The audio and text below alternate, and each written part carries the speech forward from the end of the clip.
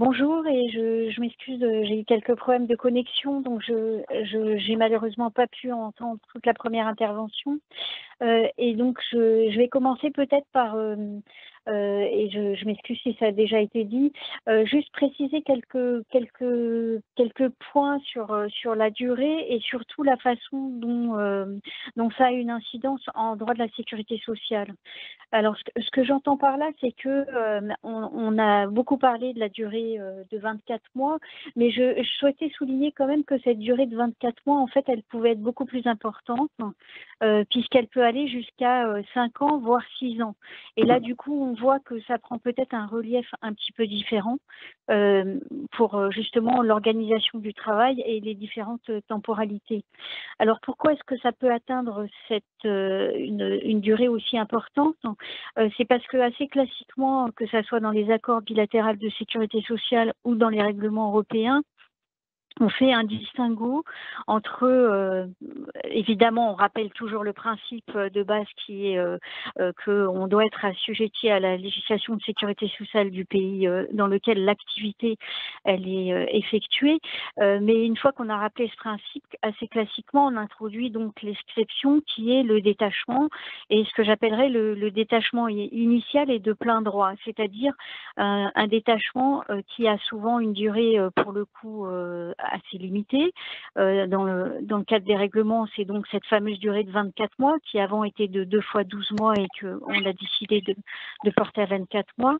Et puis ensuite, en fait, il y a ce qu'on appellerait, ce qu'on peut appeler le détachement plus exceptionnel, dans la limite où la durée, elle excède dès le départ, la durée de la mission excède dès le départ la durée initiale, ou que il y a un besoin de prolonger la durée initiale, ou alors que certaines conditions du détachement ne sont pas remplies, mais que l'entreprise va quand même demander à bénéficier d'un détachement exceptionnel. Alors pourquoi cette distinction me semble importante? Parce que en fait, on ne va pas vérifier tout à fait les mêmes choses. On ne va pas vérifier les mêmes critères et du coup, c'est pas non plus les mêmes organismes qui sont compétents pour prendre la décision. Et ça, je pense que c'est important aussi de le souligner pour ensuite, quand on va arriver à la phase de contrôle des décisions qui ont été prises.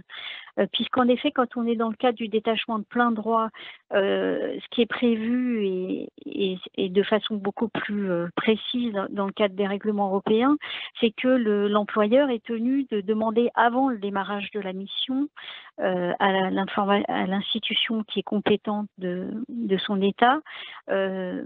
Il est donc tenu de l'informer de l'envoi de son salarié, de sa volonté de faire cette action. Et donc, les conditions sont vérifiées le plus possible en amont du détachement par l'institution qui est compétente en matière de sécurité sociale.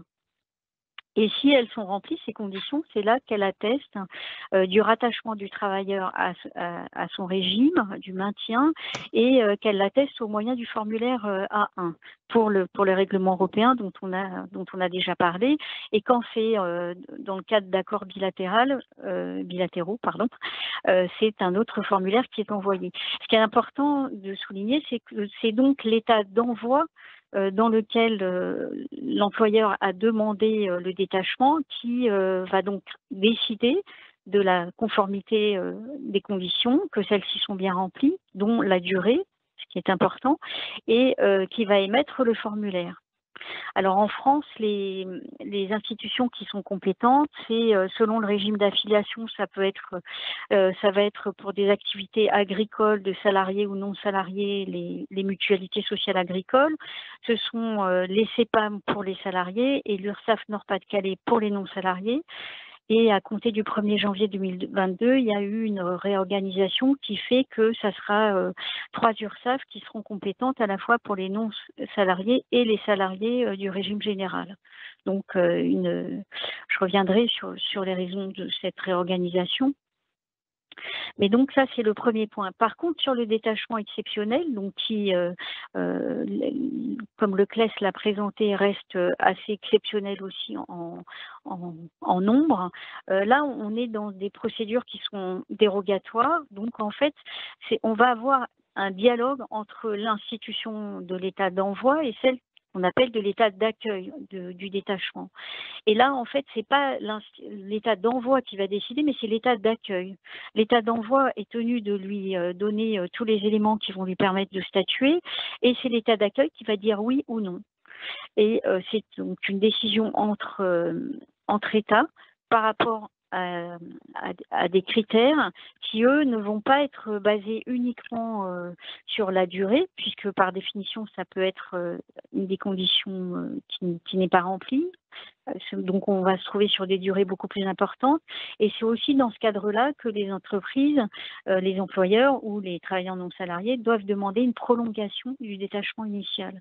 Donc, on voit quand même que au travers de ce mécanisme, qui même s'il reste assez limité, en fait déjà on a une notion de la durée qui est plus ou moins longue, et on s'aperçoit qu'en fonction de la mission, de la situation du détaché, de sa situation familiale, parce qu'on va tenir compte, par exemple, qu'il y a un suivi médical qui est peut-être nécessaire pour certains membres de la famille ou pour le détaché lui-même, ou on a aussi quelquefois des demandes qui sont basées sur la vie de la famille, une fin d'année scolaire, par exemple, où le détaché lui-même est à quelques mois de l'année de la retraite. Donc on voit que ce mécanisme d'accord exceptionnel permet une souplesse et donc qui est possible par rapport à des critères qui sont différents de celui du détachement initial. Et l'appréciation est relativement discrétionnaire, donc, et à la main des institutions de l'état d'accueil. Donc en France, pour apprécier les accords dérogatoires, c'est le CLES qui en est chargé, donc un des organismes de liaison français, et on voit bien que c'est parce qu'on est sur des critères complètement différents, et là encore des temporalités différentes, où on peut arriver donc jusqu'à 5 ans, voire 6 ans au total.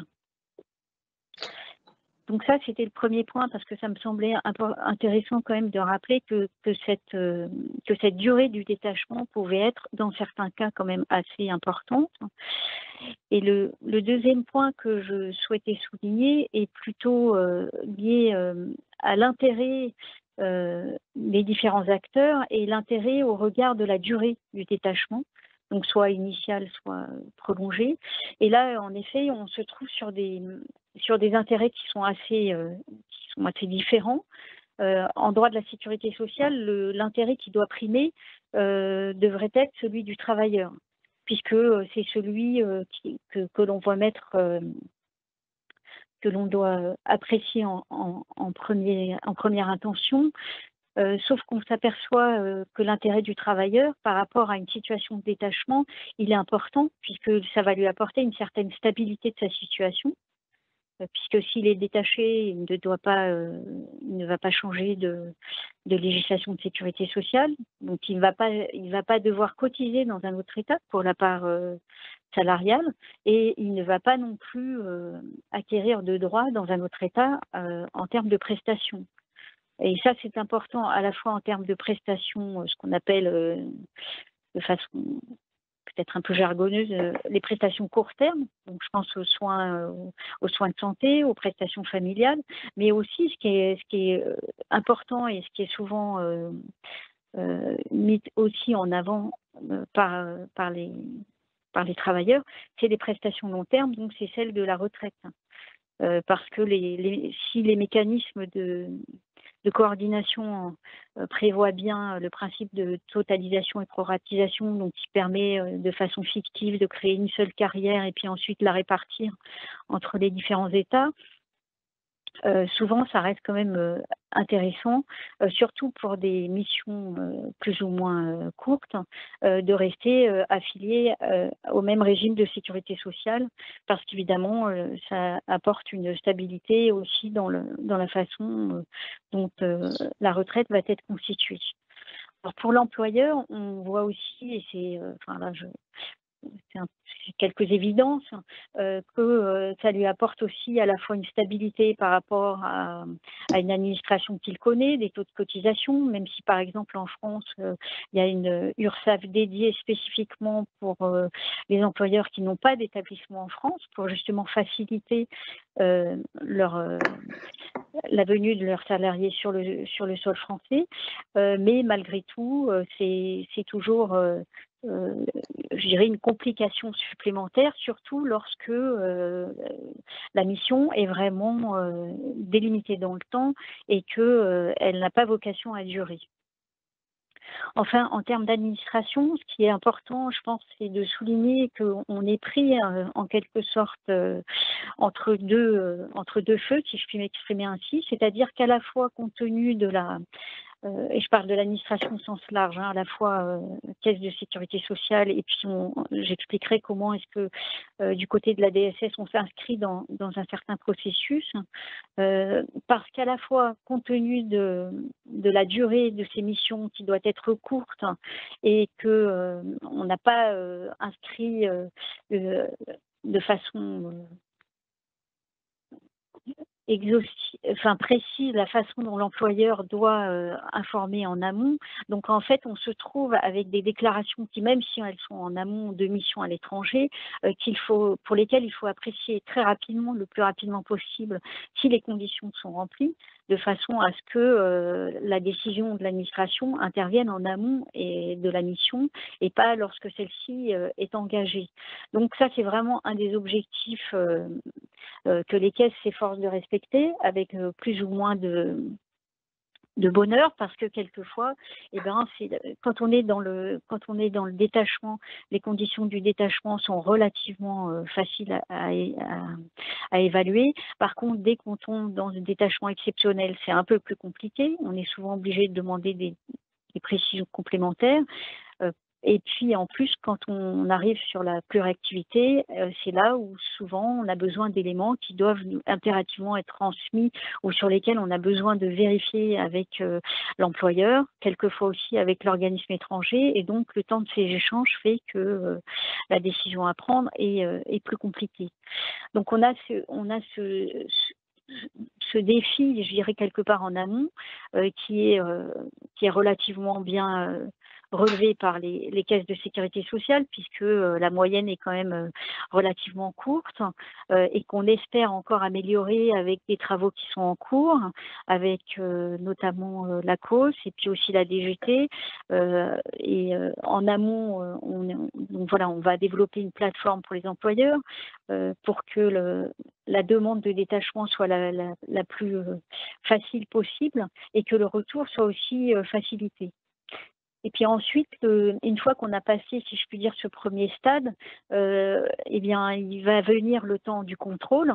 Et là, ça peut être à la fois les détachements qui sont effectués en France, pour lesquels il va y avoir un contrôle soit des inspections du travail, soit des inspections en matière de sécurité sociale par les inspecteurs URSSAF. Et là aussi, on va avoir une autre série d'échanges qui peuvent aboutir à remettre en cause le détachement.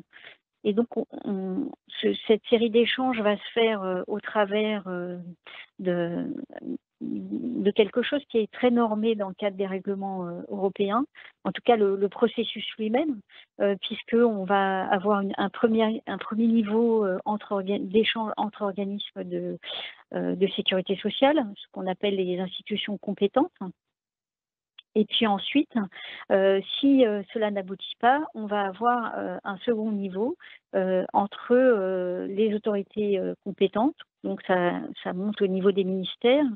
Et là encore, si on n'arrive toujours pas à se mettre d'accord, il peut y avoir une saisine de la commission administrative, qui est une émanation dans laquelle siègent tous les représentants des États membres et dans laquelle il y a un comité spécialisé pour gérer les différends et qui a été plusieurs fois d'ailleurs saisi en matière de législation applicable. Donc, on a fait un rapide bilan de 2011 à 2018. Par exemple, il y a eu 12 affaires dont a été saisi ce comité, dont 11 qui portaient sur ce qu'on appelle la législation applicable. Donc, c'était est-ce que, notamment, c'est la bonne législation de sécurité sociale qui était applicable aux situations dont avait été saisi le comité et qui pouvait aller sur soit des règles particulières ou aussi sur des applications de détachement ou de pluriactivité.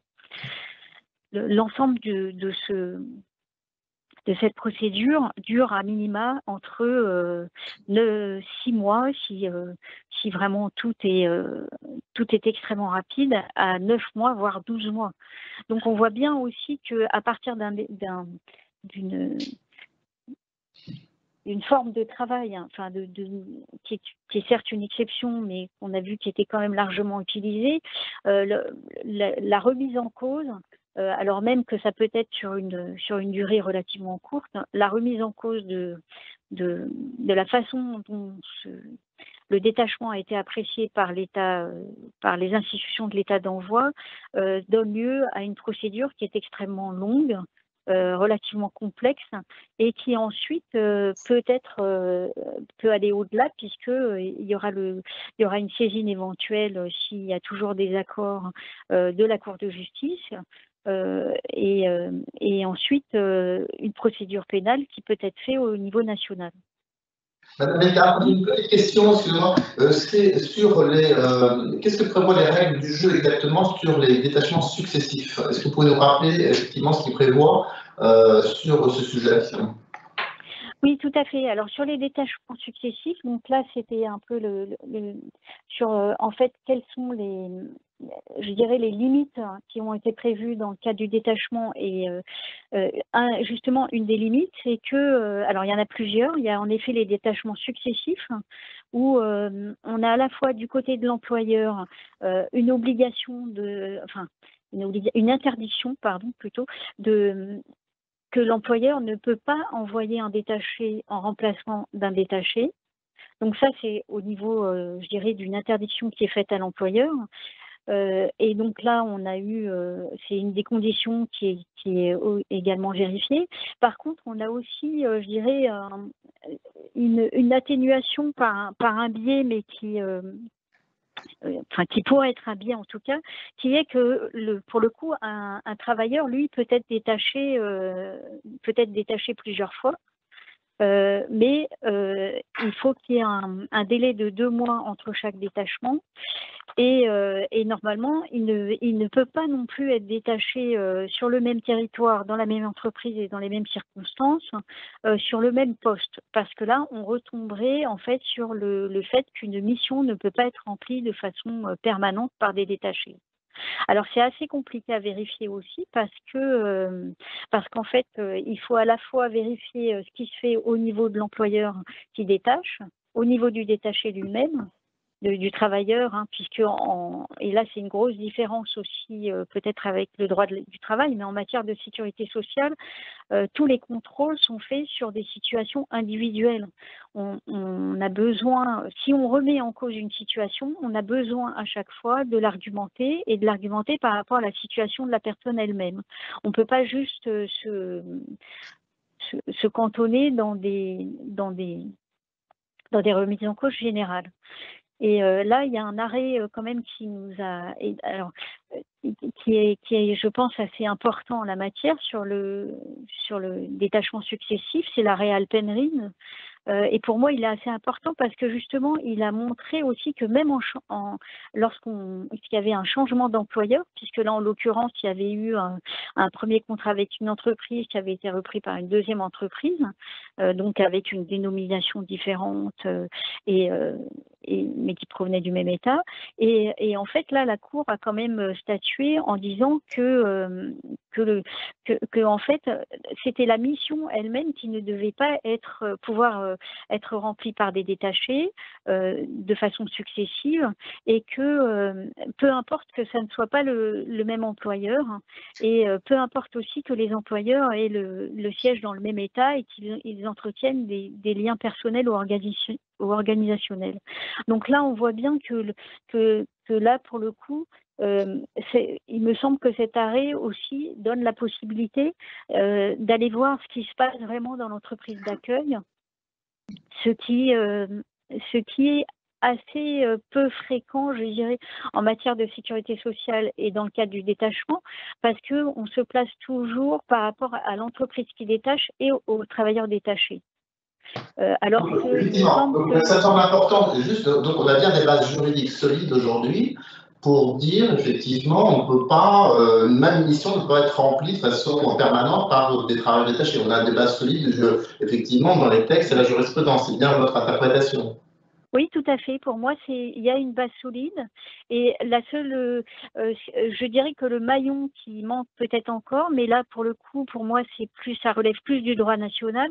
Ça serait, il existe, je pense, clairement en droit du travail, mais en droit de la sécurité sociale, c'est toute la responsabilité du donneur d'ordre et le fait que on poursuit, à ma connaissance, rarement l'entreprise d'accueil parce qu'elle aurait essayé de remplir une mission pérenne avec des détachés.